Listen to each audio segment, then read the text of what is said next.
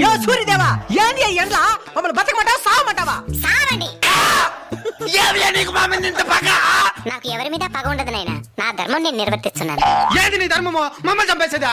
మరి మీరు చెట్లను చంపేసినప్పుడు ఈ ధర్మం ఎక్కడికి పోయింది నాయనా? అట్లా నాకు తెలుసు. ఈ ఎండకి తలకు తోట్లు పడుతున్నాయి. మీరు వాడి ఏసీల వల్ల ఓజన పరికి ఎప్పుడో తూట్లు పడింది నాయనా.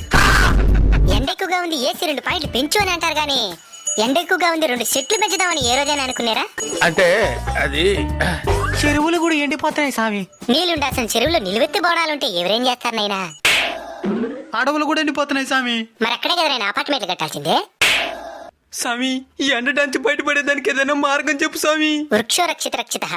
చెట్లను మీరు కాపాడితే అవి మిమ్మల్ని కాపాడతాయి. తప్పకుండా నాటి కాపాడుతాం స్వామి. స్వామి ఇంక మిఠాయి ఈ ఎండలు తగ్గునా? In front there is crocodile festival. అంటే ముందుంది ముసళ్ళ పండగ అని.